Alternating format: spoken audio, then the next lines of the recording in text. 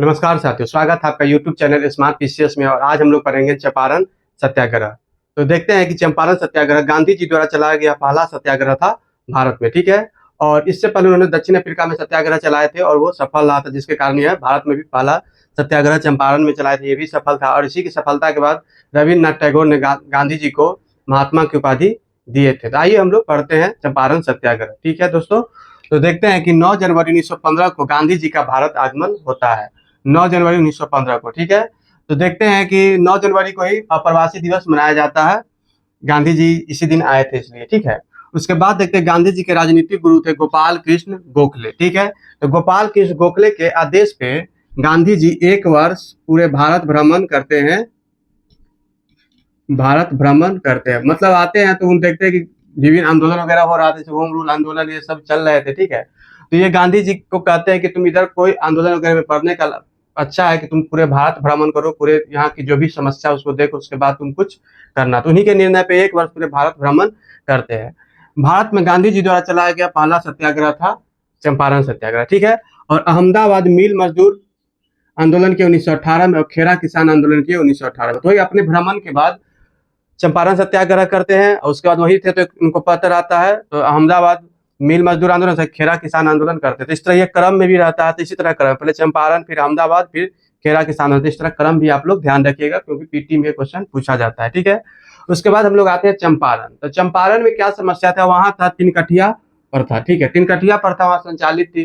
तिनकठिया प्रथा क्या था कि जैसे एक बीघा में 20 कट्ठा होता है, एक बीघा में 20 कट्ठा होता है, ठीक है। तो 20 कट्ठा में से क्या होता है कि 3 कट्ठा में नील की खेती करना अनिवार्य था, 3 में नील की खेती करना अनिवार्य था, ठीक है। और उसके बाद इसी को कहा गया तिनकठिया प्रथा, मतलब 3/20, ठीक है। 20 कट्ठा में 3 कट्ठा में नील की खेती करना अनिवार्य था, इसलिए इसको कहा गया तिनकठिया प्रथा, ठीक है। और इससे छुटकारा पाने के लिए, तिनकठिया प्रथा से छुटकारा पाने के लिए एक लगान कानून के तहत मनमाना कर वसूला जाता था, ठीक है। मतलब नील की खेती किया जाता था 3 कट्ठा में। तो नील की खेती करने से ना, मतलब मिट्टी जो उपजाऊ मिट्टी थी उसकी उर्वरता शक्ति कम हो जाता था, ठीक है, जिस कारण किसान नहीं करते थे। और इसको अगर करते भी थे तो उनको जो रकम मिलना चाहिए, जो मुआवजा मिलना चाहिए, वो मुआवजा नहीं मिलता था और बहुत इससे उनको घाटा होने लगा। तो यह, और कुछ किसान चाह रहे थे कि हम इससे नहीं करें, छुटकारा पाए, तो उसके लिए लगान कानून अंग्रेज बनाए थे। इसके लगान कानून मनमाना कर वसूला जाता था। लेकिन 19वीं सदी के अंत तक आते आते कृत्रिम रंग का भी आविष्कार हो गया, जिसके कारण नील की खेती पे कम मतलब होने लगा। मतलब नील की खेती से अंग्रेज भी अब उतना इंटरेस्ट नहीं, लेकिन कृत्रिम रंग बन चुका था। इसके लिए क्या किए कि ये कर अब बहुत ज्यादा बढ़ा दिया था, कौन, अंग्रेज किसानों पे, ठीक है। तो इसके सबको देखते हुए लखनऊ में अधिवेशन होता है, लखनऊ अधिवेशन कांग्रेस का होता है 1916 में। हम लोगों ने लखनऊ अधिवेशन में कांग्रेस पढ़ा था, तो आप लोग बताइए कमेंट बॉक्स में लखनऊ अधिवेशन 1916 में अध्यक्ष कौन थे, ठीक है। तो देखते हैं कांग्रेस अधिवेशन लखनऊ में जाते हैं। लखनऊ में अधिवेशन होता है, किसका अधिवेशन होता है, कांग्रेस का, ठीक है। कांग्रेस का लखनऊ अधिवेशन होता है 1916 में। तो यहाँ ब्रजकिशोर प्रसाद इस अधिवेशन में क्या करते, चंपारण से संबंधित प्रस्ताव लाते हैं। चंपारण संबंधित प्रस्ताव कौन लाते हैं, ब्रजकिशोर प्रसाद। पूछा जाता है, हम पूरा फैक्ट है, इसे ध्यान रखिएगा। लखनऊ अधिवेशन में चंपारण से संबंधित प्रस्ताव लाते हैं ब्रजकिशोर प्रसाद, ठीक है। और इसी अधिवेशन में मुरली भरहवा गांव के निवासी राजकुमार शुक्ल गांधी जी से मिलकर चंपारण आने का निमंत्रण देते हैं। तो कौन देते हैं निमंत्रण, राजकुमार शुक्ल। कहाँ के थे, तो मुरली भरावा गांव के थे, इसे ध्यान रखिएगा। और गांधी जी को निमंत्रण देते हैं चंपारण आने के लिए, ठीक है। तो लखनऊ अधिवेशन जो कांग्रेस का हुआ था 1916 में, उसके अध्यक्ष थे अंबिका चरण मजूमदार। फिर उसके बाद देखते हैं 15 अप्रैल 1917 को गांधी जी चंपारण आते हैं, ठीक है। और उसके बाद 22 अप्रैल को बेतिया पहुंचते हैं, ठीक है। और यहाँ उन्होंने हजारीमल धर्मशाला में ठहरे थे, बेतिया में हजारीमल धर्मशाला में वो ठहरे थे, ठीक है। और देखते हैं कि चंपारण सत्याग्रह के प्रमुख ब्रिटिश व्यक्तित्व, फिर उससे पहले देख लेते हैं, जब चंपारण पहुंचते हैं गांधी जी, तो उनके नील बगान एसोसिएशन और तिरहुत डिवीजन के कमिश्नर विरोध करते हैं, उनको बोलते वापस चले जाइए, ठीक है। लेकिन गांधी जी नहीं जाते हैं, क्योंकि वो दक्षिण अफ्रीका से आए थे और एक मतलब लॉ भी जानते थे, कानून के जानकार थे, तो वो नहीं जाते हैं। और गांधी जी सत्याग्रह प्रारंभ करते, मतलब जगह जगह जाते हैं, सभा करते हैं, और जो भी स्वच्छता और स्वावलंबन ये सब अपना अपनाते हैं और लोगों को जागरूक करते हैं और अपना सत्याग्रह वो शुरू कर देते हैं, ठीक है। इसी समय दीनबंधु एंड्रूज उनका मित्र था, वो इनसे मिलने आए थे। तो ये क्वेश्चन पूछा था कि गांधी जी से मिलने दीनबंधु एंड्रूज किस आंदोलन के समय आए थे या किस सत्याग्रह कर रहे थे, गांधी जी कौन सा सत्याग्रह कर रहे थे जिस समय दीनबंधु एंड्रूज आए थे। तो यह चंपारण सत्याग्रह के समय यह मिलने आए थे। तो इसे ध्यान रखिएगा दोस्तों, दीनबंधु एंड्रूज इसी समय मिलने आए थे। ठीक है, तो गांधी जी अपना क्या करते हैं, सत्याग्रह शुरू कर देते हैं। ठीक है, तो अब देख लेते हैं चंपारण सत्याग्रह के प्रमुख ब्रिटिश व्यक्तित्व। ठीक है, जैसे बिहार प्लांटर्स एसोसिएशन के मंत्री थे विल्सन। इस नाम सबको जरूर याद रखें क्योंकि पीटी में इससे क्वेश्चन बनता ही है। ठीक है, तो बिहार प्लांटर्स एसोसिएशन के मंत्री कौन थे, विल्सन। ठीक है, तिरहुत क्षेत्र के डिविजनल कमिश्नर का नाम था मैगार्ड।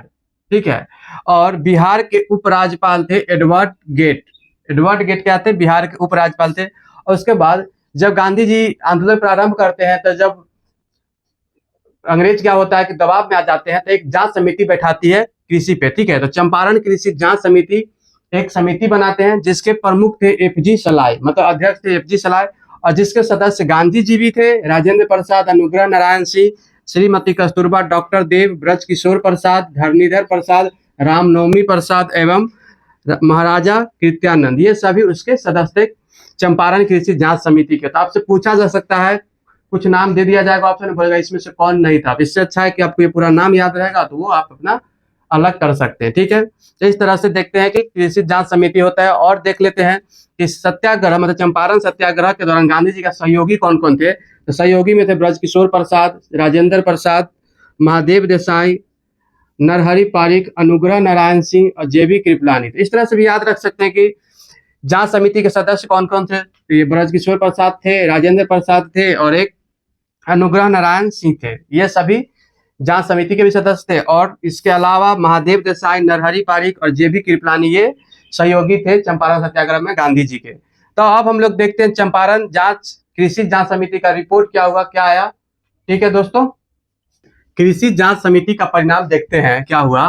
तिनकठिया पद्धति समाप्त किया गया चंपारण एग्रेरियन एक्ट 1918 के तहत।